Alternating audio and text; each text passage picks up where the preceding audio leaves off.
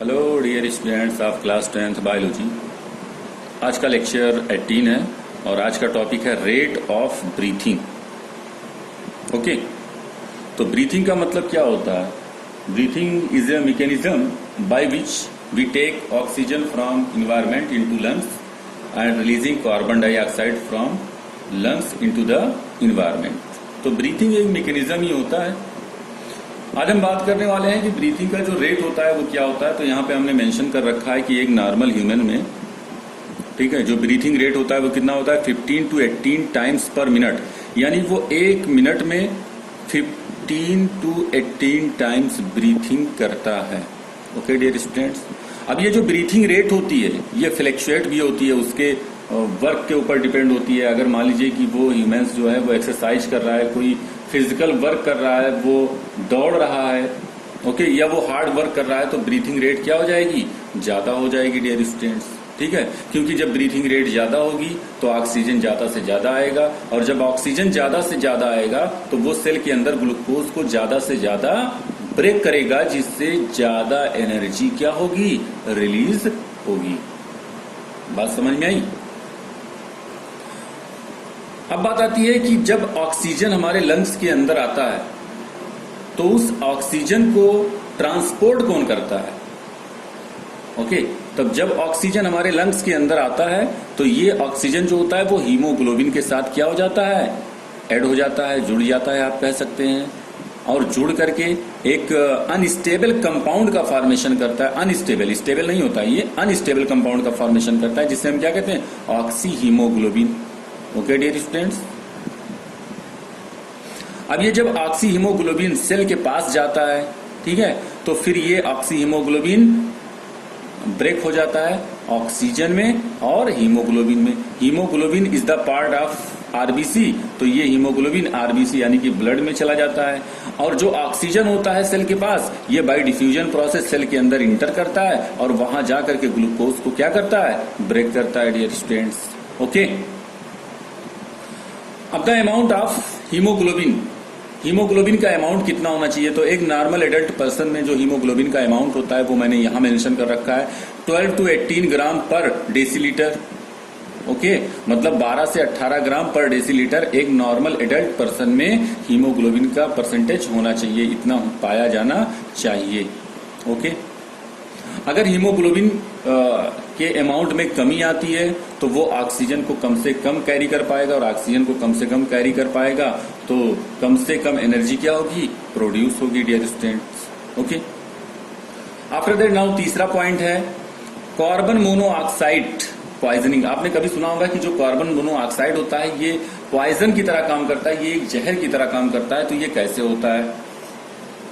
तो कोई फ्यूल होता है, ओके, तो अगर किसी फ्यूल, मान लीजिए ये फ्यूल है और insufficient of oxygen, insufficient of oxygen, oxygen के कम अमाउंट में अगर हम किसी फ्यूल को बर्न करते हैं, जलाते हैं, ठीक है, तो उससे क्या प्रोड्यूस होगा? कार्बन मोनोऑक्साइड प्रोड्यूस होगा। यहां तक कि जो कार्स होती हैं, उन कार के अंदर जब पेट्रोल बर्न करता है, जलता है, तो चूंकि ऑक्सीजन की डिफिशियंसी होती है ना, तो उस ऑक्सीजन की डिफिशियंसी की वजह से या ऑक्सीजन की क्या प्रोड्यूस होगा? कार्बन मोनोऑक्साइड प्रोड्यूस होगा उस कार के अंदर। ओके, अब ये कार्बन मोनोऑक्साइड और ऑक्सीजन, इन दोनों को हम लेते हैं और एक तरफ हम लेते हैं Hb4 हीमोग्लोबिन। ये हो गया हीमोग्लोबिन। अगर हीमोग्लोबिन के सामने या in front of haemoglobin oxygen भी है और कार्बन मोनोऑक्साइड है, दोनों है, तो ये किसको, हीमोग्लोबिन सबसे पहले किसको पिक करेगा? तो सबसे पहले ये पिक करेगा किसको? कार्बन मोनोऑक्साइड को। क्यों? क्योंकि कार्बन मोनोऑक्साइड की एफिनिटी जो होती है डियर स्टूडेंट्स, वो हीमोग्लोबिन के साथ ज्यादा होती है इन कंपेरिजन टू ऑक्सीजन। तो इस बात को ध्यान रखिएगा कि अगर ऑक्सीजन और कार्बन मोनोऑक्साइड दोनों प्रेजेंस हैं तो हीमोग्लोबिन सबसे पहले किसके साथ अपनी एफिनिटी को रिप्रेजेंट करेगा? तो वो कार्बन मोनोऑक्साइड के साथ। अब ये कार्बन मोनोऑक्साइड हीमोग्लोबिन के साथ ऐड हो जाएगा। ओके डियर स्टूडेंट्स, अब ये हीमोग्लोबिन जो है वो बाई ब्लड सर्कुलेशन इस कार्बन मोनोऑक्साइड को लेकर कहां पहुंचेगी, ब्रेन में पहुंचेगी। और जब ब्रेन में पहुंचेगी तो ब्रेन में ऑक्सीजन जाएगा नहीं, क्या जाएगा, कार्बन मोनोऑक्साइड जाएगा, जिसकी वजह से क्या प्रोड्यूस होगा, अनकॉन्शियसनेस प्रोड्यूस हो जाएगा, यानी कि अनकॉन्शियसनेस प्रोड्यूस हो जाएगा। और फिर उस जो वो ह्यूमंस होगा या वो जो पर्सन होगा उसकी डेथ भी हो सकती है ऐसे कंडीशन में। ओके डियर स्टूडेंट्स, तो यहाँ पे हम बुक देखते हैं, बुक में क्या लिखा हुआ देखिएगा डियर स्टूडेंट्स। लिखा हुआ है, many times we have heard of carbon monoxide poisoning. हमने कई बार सुना होगा कि कार्बन मोनोऑक्साइड पॉइजनिंग होते हैं, जहरीले होते हैं। तो यहाँ पे देखिए लिखा हुआ है, carbon monoxide gas is form whenever a fuel Burns in an insufficient supply of air. For example, if coal is burned in a closed space, okay, then a lot of carbon monoxide is formed. Carbon monoxide is also produced when petrol burns in a car engine. Now we know that hemoglobin present in our blood carries oxygen to all the parts of our body. Hemoglobin has more affinity.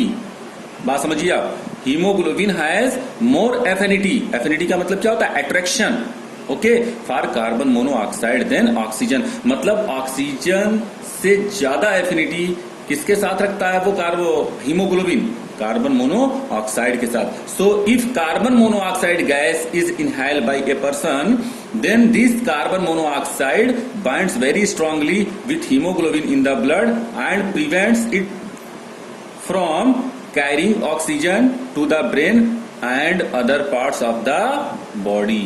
Okay, due to lack of oxygen, the person cannot breathe properly.